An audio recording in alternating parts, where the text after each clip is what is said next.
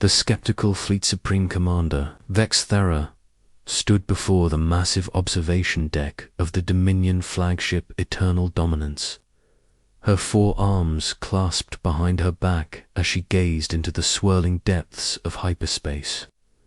The ship's crystalline hull hummed with the power of engines that could tear through the fabric of space itself, and around her 1,000 similar vessels maintained perfect formation. This was the 3rd Dominion Warfleet, the pride of an empire that had conquered 47 star systems without a single defeat. The bridge doors hissed open, and Science Officer Crintal approached with visible hesitation.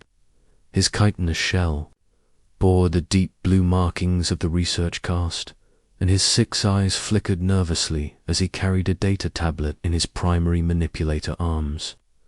Commander Crintal began, his voice carrying the harmonic undertones of his species. "We have completed our analysis of the signals from the Sol system."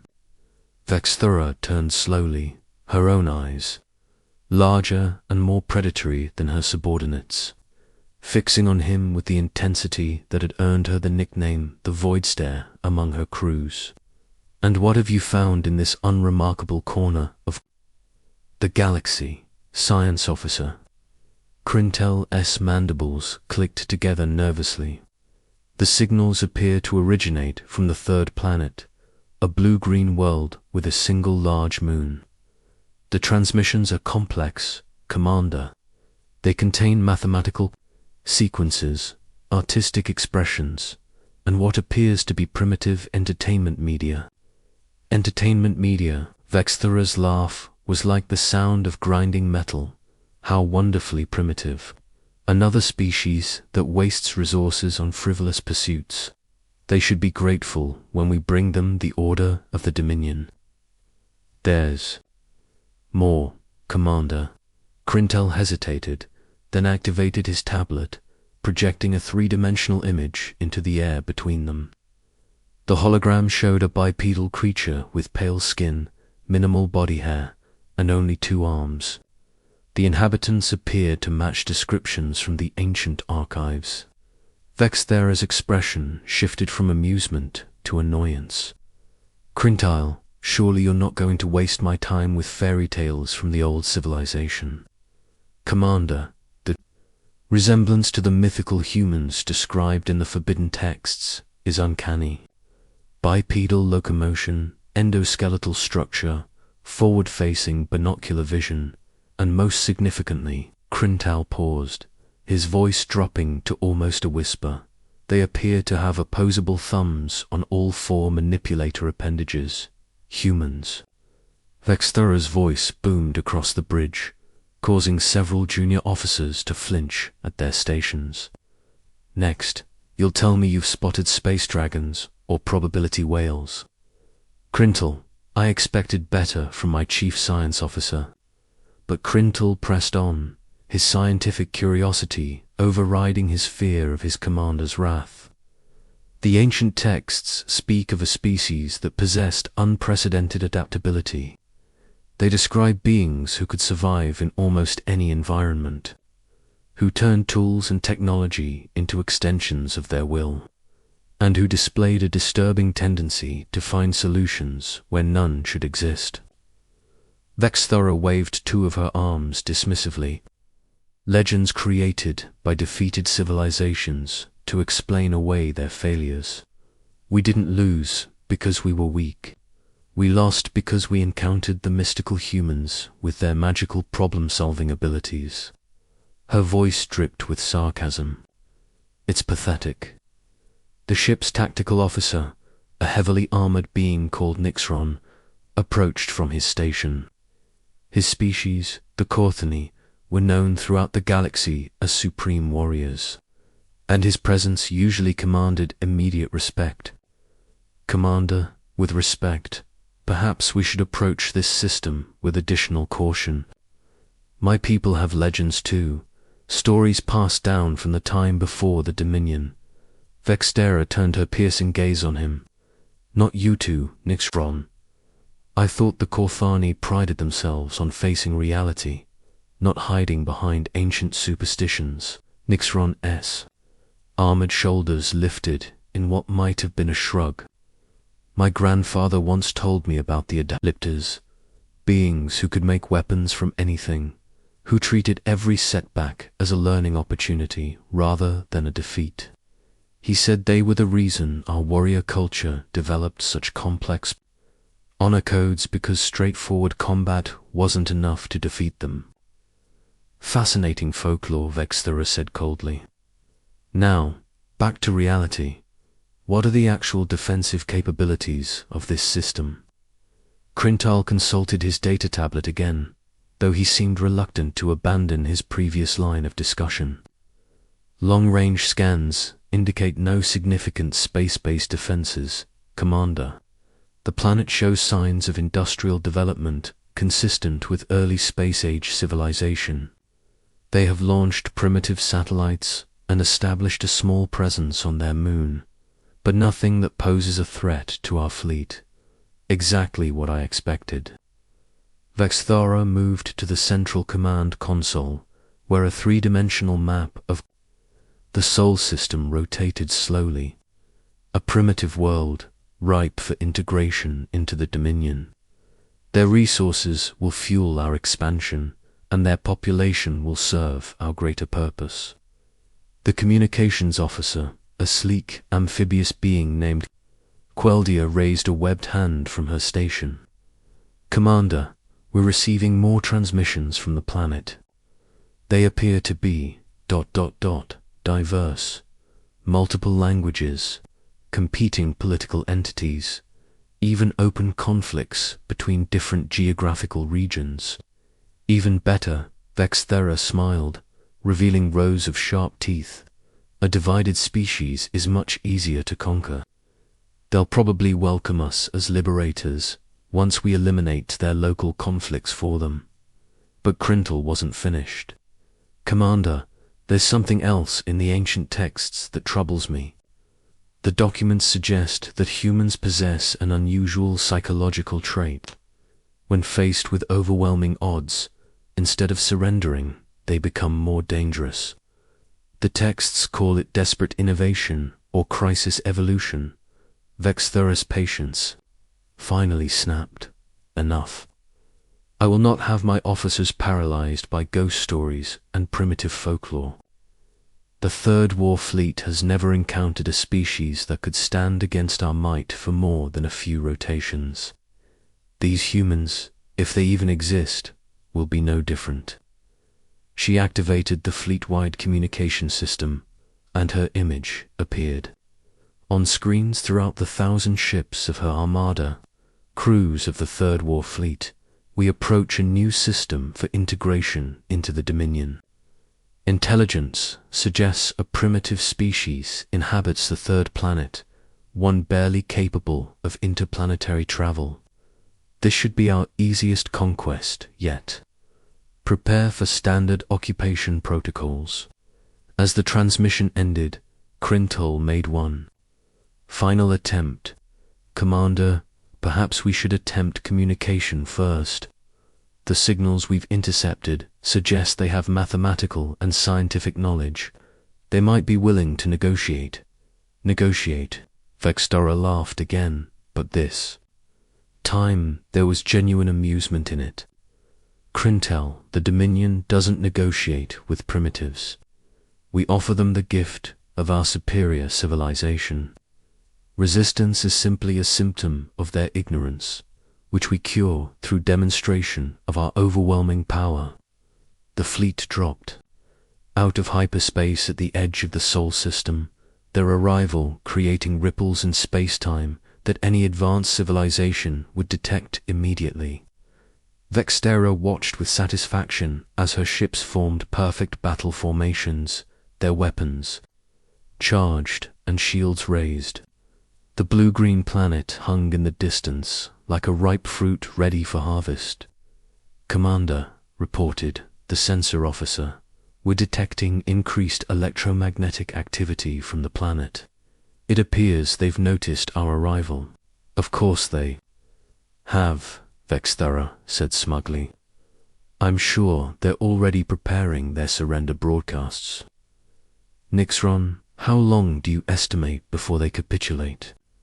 The Courtney warrior studied the tactical displays. Against a primitive space-age civilization. Perhaps one of their rotational periods, Commander. 2 at most, if they're particularly stubborn. Vexthera nodded approvingly. Excellent. Will be dining in the system's capital city before the cycle ends. She turned to address her bridge crew. All stations, maintain standard approach formation. Prepare to broadcast surrender demands as soon as we reach optimal communication range. But as the massive Dominion fleet began its stately advance toward Earth, neither Vexthera nor her officers noticed the subtle changes taking place throughout the solar system. Ancient monitoring stations, hidden for decades among the asteroids and moons, suddenly powered up. Deep space telescopes that had been scanning the cosmos for signs of extraterrestrial life swiveled to focus on the approaching armada, and on the surface of the third planet, in facilities buried deep beneath mountains and ocean floors, humans who had spent their entire careers preparing for this moment finally began to implement plans that had been decades in the making. In her arrogance, Supreme Commander Vexthera had made the same mistake that 47 other species had made before her. She had underestimated the beings she was about to encounter. But unlike those previous conquests, this time her opponents had been watching the stars for centuries, wondering not if they would encounter other intelligent life, but when that encounter would come, and whether those beings would come in peace or in war. As the fleet passed the orbit of the system's fourth planet, a red world the humans called Mars, Vexthera remained confident that she was about to add another easy victory to her record. She had no way of knowing that she was about to become part of a very different kind of history, one that would force the entire galaxy to reconsider everything they thought they knew about the mythical species called humanity. The awakening Supreme Commander Vexthera stood confidently on her bridge as the Dominion fleet approached Earth's orbital space. The blue-green world seemed peaceful, almost serene, with its swirling white clouds and vast oceans reflecting the light of its yellow star. It was exactly the kind of primitive paradise that the Dominion had conquered dozens of times before. Commence standard first contact protocols, Vexthera ordered, settling into her command throne. Broadcast our standard surrender demands on all frequencies. Make it clear that resistance is futile. Communications Officer Queldia activated the transmission array, and Vexthera's image was broadcast toward Earth on every conceivable frequency. Inhabitants of the third planet, I am Supreme Commander Vexthera of the Third Dominion Warfleet. Your world has been selected for integration into the Galactic Dominion. Surrender now, and you will be treated with the mercy befitting your primitive status. Resist, and face the consequences of opposing a superior civilization. The bridge crew waited in expectant silence. This was usually when primitive species either broadcast panicked surrender messages or simply went silent in terror. But the response they received was unlike anything the Dominion had ever encountered. A clear, calm voice responded in perfect Dominion standard, the formal language used only by advanced spacefaring civilizations. This is Admiral Sarah Chen, Commander of United Earth Defense Forces. We acknowledge your presence in our system, Supreme Commander. However, we must respectfully decline your generous offer of integration. Vexthera's four eyes widened in shock. They speak our language. How is that possible? Science Officer Crintor rushed to his console, his 6 eyes flashing with excitement and terror. Commander, They shouldn't be able to understand our transmissions, let alone respond in our formal diplomatic tongue. It would take decades to decipher our linguistic patterns. The human voice continued, seemingly unperturbed by the massive war fleet hovering at the edge of their system. We've been monitoring your civilization's communications for approximately 47 years, ever since your conquest of the Kepler 442 system. Your language wasn't particularly difficult to decode once we understood the mathematical relationships underlying your grammatical structures. Tactical Officer Nixron's armored bulk shifted uneasily at his station. Commander, they've been watching us. How could a primitive species have the capability for such long-range observation? Vexthera's composure was beginning to crack. This changes nothing. So they have crude telescope technology and some primitive computers for translation. There's still just one planet against 1,000 warships. Admiral Chen's voice took on a tone that might have been amusement. Actually, Commander, we've had some time to prepare for your arrival. You see, your fleet isn't exactly subtle. Your hyperspace drives create gravitational distortions that we detected 6 months ago. We've been tracking your approach since you entered the outer system. The sensor officer, a crystalline being called Zephyr, suddenly straightened at his station. Commander, I'm detecting multiple energy signatures throughout the system. They weren't there during our initial scans. What kind of energy signatures? Vexthera demanded, though she was beginning to suspect she didn't want to know the answer. Fusion, reactors, antimatter engines, and Commander, I'm reading weapons signatures, large ones. They appear to be powering up. As if summoned by his words, space around the Dominion fleet began to shimmer. Ships materialized out of what had seemed to be empty void, their hulls reflecting light in patterns that suggested advanced stealth technology. They emerged from behind asteroids, from the shadow of the moon, from orbital positions that had appeared to contain nothing more threatening than space debris.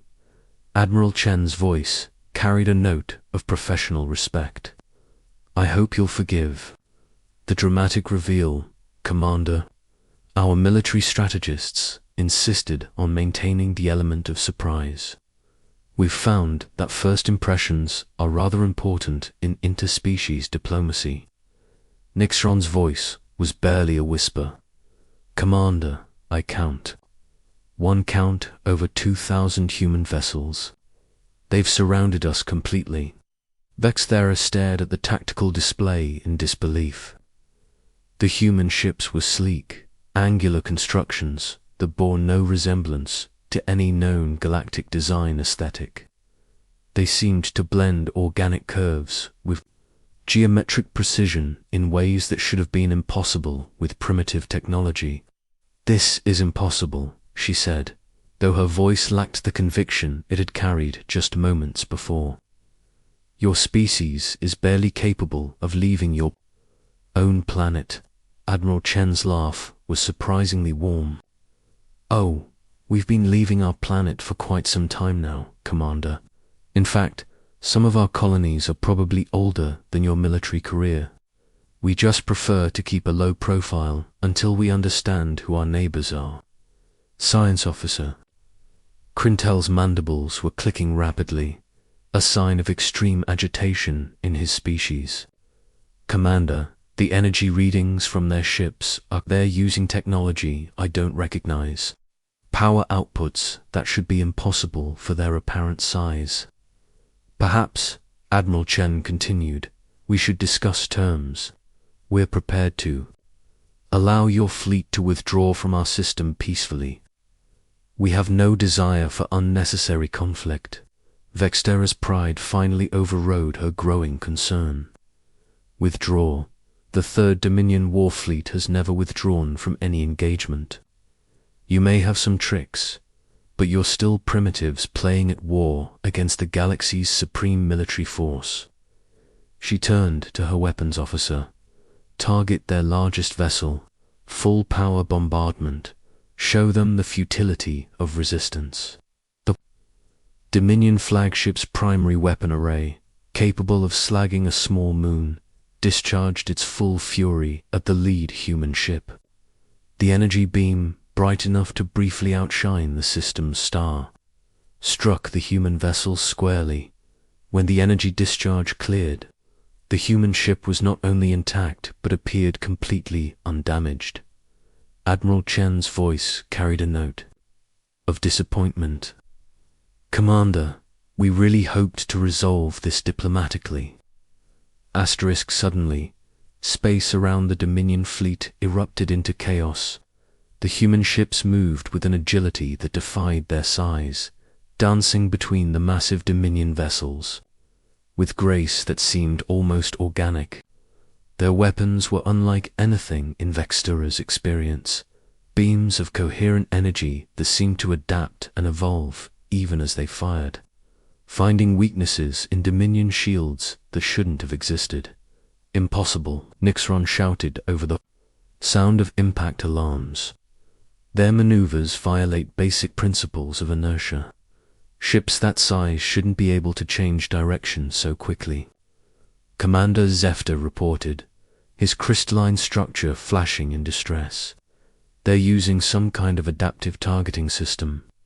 Every time we adjust our defensive frequencies, their weapons adjust to compensate. It's as if they're learning from each engagement." Vextera watched in growing horror as her supposedly invincible fleet began to take damage from weapons that should have been no more threatening than primitive chemical explosives. How are they doing this? How can primitives possess technology superior to ours? Crintel, who had been frantically analyzing the human tactics, looked up from his console with something approaching terror in his 6 eyes. "Commander, I don't think they're primitives. I think they've been pretending to be primitives." Admiral Chen's voice cut through the chaos of the battle, still maddeningly calm. "Commander Vexthera, your tactical doctrine appears to be based on overwhelming inferior opponents through superior technology and numbers. While that approach has clearly served you well in previous encounters, you seem to have made an error in assessment." A Dominion destroyer exploded in a brilliant flash as human fighters, impossibly small and agile, overwhelmed its point defense systems. The fighters moved in coordinated patterns that seemed to suggest either perfect communication or shared consciousness. "What error?" Vexthera demanded, though part of her no longer wanted to hear the answer. "You assumed we were your inferiors," Admiral Chen replied. "We've been monitoring galactic civilizations for decades, Commander. We know about your empire, your conquests, your technology. We've had considerable time to prepare countermeasures." Nixron's tactical display showed a nightmare scenario unfolding. The human ships weren't just fighting the Dominion fleet. They were dissecting it with surgical precision. Each attack targeted specific systems, disabled rather than destroyed, captured rather than killed. It was the kind of warfare that spoke of intimate knowledge of Dominion ship design and tactical doctrine. "They know our ships," Nixron whispered in disbelief. "They know exactly where to hit us for maximum effect." Commander Queldia reported, her amphibious skin flushed with stress patterns. "I'm receiving surrender demands from 17 of our ships. The humans are demanding they power down their weapons and prepare to be boarded." Vexthera slumped in her command throne, the reality of her situation finally penetrating her arrogance. "They're not primitives. They never were." "Primitives." Admiral Chen's voice carried what might have been sympathy. "No, Commander, we're not. We're humans, and we've been waiting for you." The ancient warnings that Science Officer Crintel had tried to share suddenly took on terrible new meaning. A species of unprecedented adaptability. Beings who turned every encounter into a learning experience. creatures who thrived on challenges and treated overwhelming odds as puzzles to be solved rather than reasons to surrender. Commander Crintel said quietly, "Permission to access the complete Forbidden Archives. I believe there may be more information about human capabilities that we need to understand." Vexthora nodded weakly. "Do it. Find out everything. Find out what we've stumbled into." As the one-sided battle continued around them, the Supreme Commander of the Third Dominion War Fleet finally understood the magnitude of her miscalculation. She had come expecting to conquer myths and legends. Instead, she had encountered a species that had turned myth into reality, legend into tactical advantage. The humans had been watching, learning, and preparing. And now, as her fleet faced defeat at the hands of beings she had dismissed as primitive fairy tales, Vexthera realized that the galaxy was about to learn a very important lesson about the dangers of underestimating humanity.